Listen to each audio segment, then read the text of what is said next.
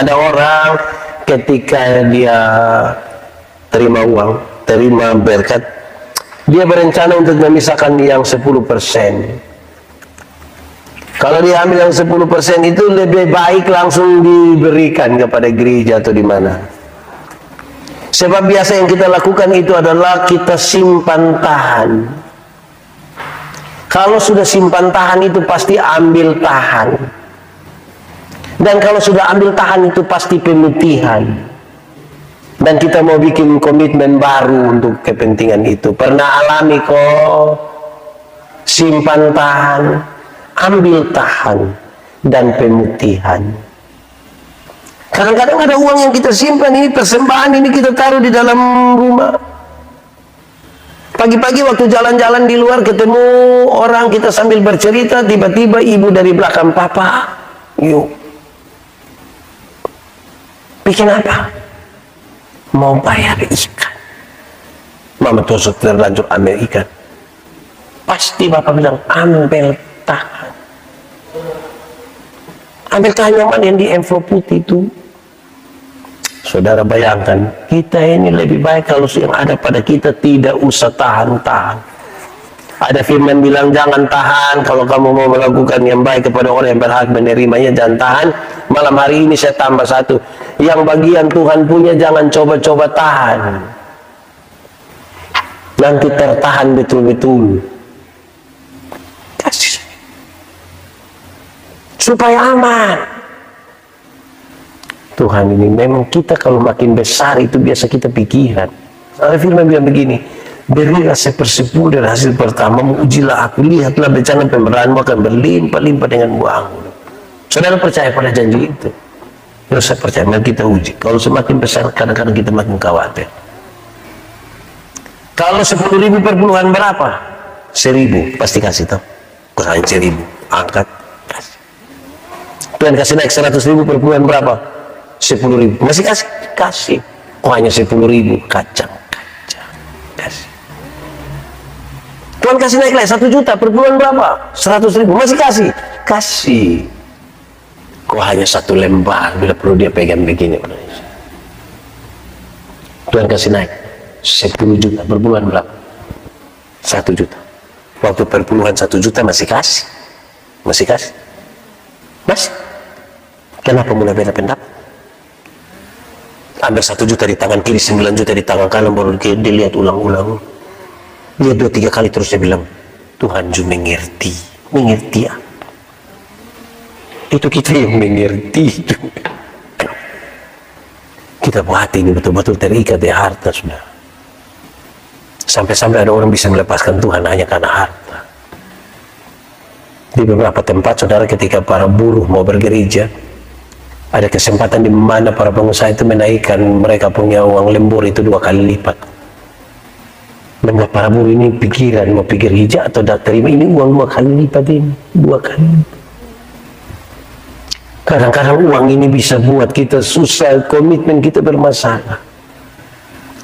Saya baca satu kisah kecil ini, ada seorang bapak jalan dengan istrinya, pak ini jalan di istrinya, tiba-tiba mereka lihat uang 2.000 rupiah di jalan, ada uang 2.000 rupiah.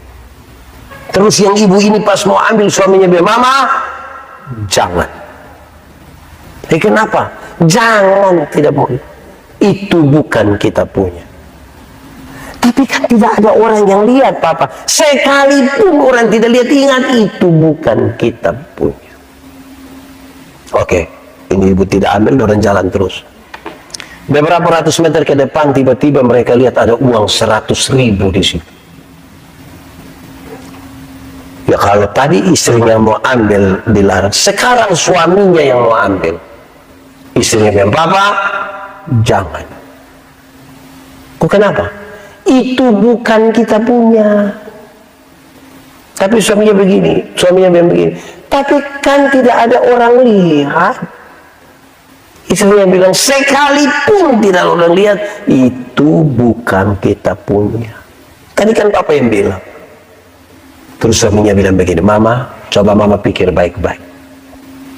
Kalau satu hal yang sama Tuhan izinkan terjadi di kita 2 kali, itu pasti ada maksud Tuhan buat kita. Ini sudah salah ini. Kalau uang besar itu kita mata hijau, Bapak. Hati-hati. Supaya kita tidak gampang terbeli.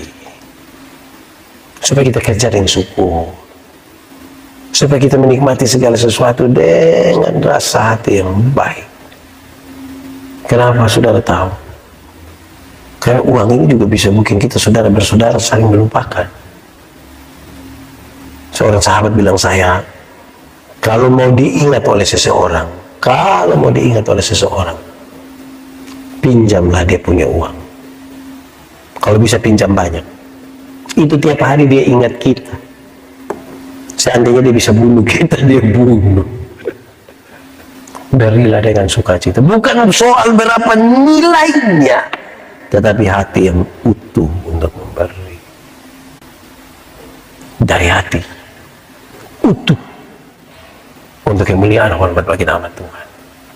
Orang suka tanya saya, Pak Pendeta, 10% itu berpuluhan itu kira-kira yang baik kita kasih di mana? Saya bukan soal yang baik.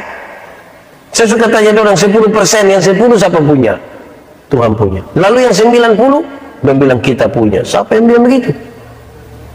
Tidak ada ayat Alkitab bilang begitu. 10% yang 10 Tuhan punya, yang 90 pun Tuhan punya. Semuanya Tuhan punya. Kami berikan dari tangan Tuhan sendiri. Semua Tuhan punya. Tapi menarik, yang 90 ini Tuhan percayakan kita yang urus. Karena itu uruslah yang 90 itu. Pakai apa yang diingini oleh yang punya, bukan oleh kita punya. Supaya jangan ada lagi yang bertanya kepada saya, Pak Pendeta, kira-kira kalau ada orang susah datang kok, kita ambil dari perpuluhan kok kita kasih dia bisa? Tidak bisa. Ambil dari yang 90. Kok yang 10 itu Tuhan punya? Dia takut keluar dan dia kelola, dia arahkan kau ambil dari Tuhan punya. Pernah bikin begitu? Bertobat. Yang di situ bertobat, juga yang di sini bertobat. Saudara-saudara, Tuhan itu baik buat kita semua. Dia menyiapkan segala sesuatu. Dalam cerita penciptaan semua ada, baru kemudian dia kasih manusia datang supaya manusia tinggal menikmati. Tapi kita terlampau serakah, kita kadang-kadang mau melangkah melewati batas. Kita tidak mampu menjalankan tanggung jawab kita, memelihara dan mengupayakan alam semesta ini yang baik. Lalu siapakah yang akan kita salahkan? Diri kita.